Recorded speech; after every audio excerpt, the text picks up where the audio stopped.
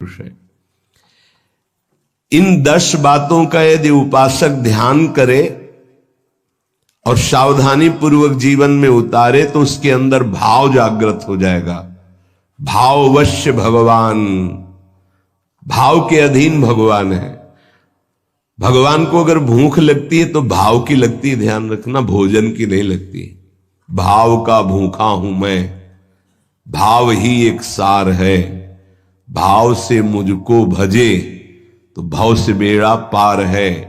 भाव बिन सुनी पुकारे मैं कभी सुनता नहीं, भाव पूरित टेर ही करती मुझे लाचार है।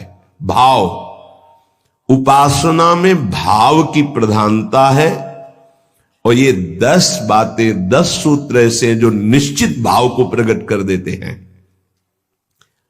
पहला है सम्मान, दूसरा है बहुमान, तीसरा है प्रीति, चौथा है विरह, पांचवा है इतर विचिकित्सा, छठा है महिमाख्याति, सातवां तदर्थ प्राण धारण, आठवां तदीयता, नवां सर्वत्र तदभाव, 10वां अप्रतिकूलता।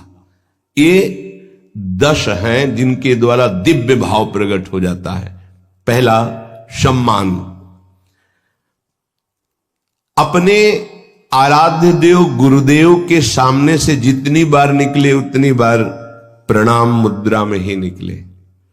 जैसे श्री विग्रह विराजमान है, अर्चा विग्रह विराजमान है, तो वहां से ऐसे नहीं निकला जाता, झुक के हाथ ऐसे करके निकला जाता है। गुरुदेव विराजमान है, हाथ जोड़ के निकला जाता है, वहां सीधे नहीं निकला जाता। उनके सामने जय बार जाएंगे तय बार नमन मुद्रा, मनुष्य सेवा में ही है तो हर बार साष्टांग दंडवत पंचांग दंडवत थोड़ी करेंगे, पर प्रणाम मुद्रा में ही निकलना चाहिए ऐसे। इससे आपका भाव बनेगा। गुरुदेव और आराध्य देव के सामने से जितनी बार निकले उतनी बार प्रणाम मुद्रा होनी चाहिए। जब गुरुदेव पधारे, जितनी बार पधारे उतनी बार खड़े हो जाना चाहिए। इससे भाव का प्रादुर्भाव होता है। जो इस सम्मान को आराध्य देव गुरुदेव को अर्पित कर देता है और स्वयं के सम्मान को स्वीकार नहीं करता है, तो ये सम्मान उसके अंदर भाव पैदा कर देता है। ये 10 बातों में पहला है।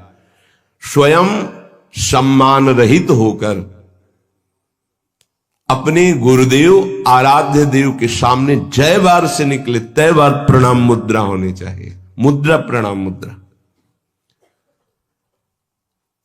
अपना सम्मान प्रिय नहीं लगना चाहिए। सम्मानम कल्याति घोर गरणम, अपने लिए ऐसा होना चाहिए और आराध्य देव गुरुदेव के लिए ऐसा होना चाहिए। इससे भाव का प्रादुर्भाव हो जाएगा। बहुमान, अपने संबोधन के आगे गुरु प्रदत्त नाम का ही उच्चारण करवावे। अपने नाम के विस्मरण की वृत्ति और गुरु प्रदत्त नाम के स्मरण में सुखी हो जाना। हम कौन है? बोले अमुक सर।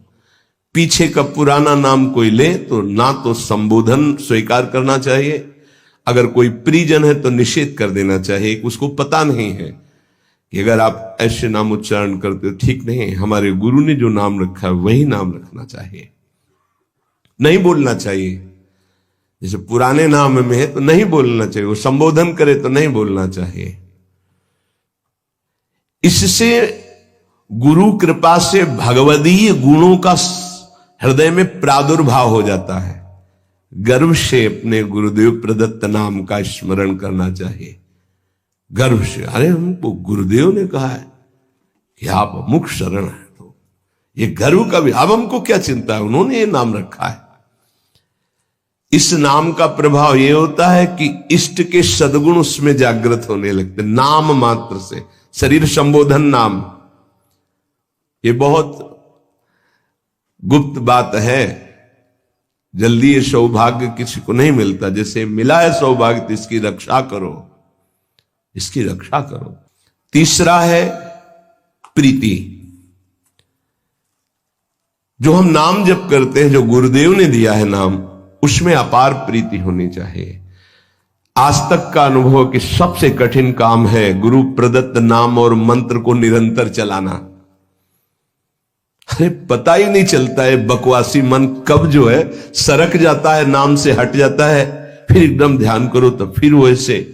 देखो साधना में देखो ना, आप लोग तो साधक ही है, कब सरक जाता है। इसको बहुत अच्छा लगता है कि कोई बात करने लगे, किसी तरह समय कटने लगे, क्योंकि जब एकांत होगा साधक तो चढ़ा बैठा रहेगा इसके ऊपर नाम मंत्र, तो ये ऊबता है मन, उसको कुछ चाहिए, प्रपंच चाहिए। तभी बहुत समय हो जाता है, हमारे अंदर कोई दिव्यता नहीं आ पाती है, मंत्र में प्रियता नहीं जागृत हो पाती है। जो गुरुदेव ने दिया है नाम मंत्र, विशेष आदर, विशेष सम्मान, उसके सामने कुछ नहीं, उसके आगे कुछ नहीं। ये बिल्कुल हृदय में बैठा लो, भाव उत्पन्न करने के लिए। कोई आकर के आपको कह दे कि ये मंत्र जपो, बहुत जल्दी आपको लाभ मिलेगा, देखो आपको वो मंत्र मिला, अभी तक कुछ अनुभव में आया कि नहीं आया, तो पर धर्मो भयावहा नहीं। हमें जो गुरुदेव ने दिया है उसी से परीक्षा भी हो सकती है। गुरुदेव प्रदत्त नाम और मंत्र में अत्यंत प्रीति होना, बड़े भाग्यशाली, तभी तो भाव बढ़ता है। बड़े भाग्यशाली उपासक हैं जिनको ये सिद्धांत हृदय में बैठ गया, गुरुदेव प्रदत्त नाम मंत्र। ये हमने बहुत से शास्त्रों में पढ़ा, बहुत से संतों से भी सुना, गुरु प्रदत्त नाम मंत्र, वो बैठ जाना चाहिए हृदय में। पातंजल जी, सातु दीर्घकाल निरंतर सत्कार सेवितो दृढ़ भूमि, जो गुरु प्रदत्त नाम मंत्र है उसे दीर्घ काल तक निरंतर आदर पूर्वक, महिमा इस बात की है कि निरंतर आदर पूर्वक उसको जपा जाए तो दृढ़ भूमि, निष्ठा जागृत हो जाएगी। गुरु प्रदत्त नाम मंत्र ग्रंथ उपासना में आसक्ति हो जाना। अगर गुरुदेव ने वाणी जी दी है तो आजीवन उस वाणी का परिवर्तन नहीं होना चाहिए, बदलाव नहीं होना चाहिए कि अब तो ये 84 जी पुरानी हो गई, हम दूसरी। पूज्य सदगुरुदेव भगवान की जो 42 लीला वो काफी पुरानी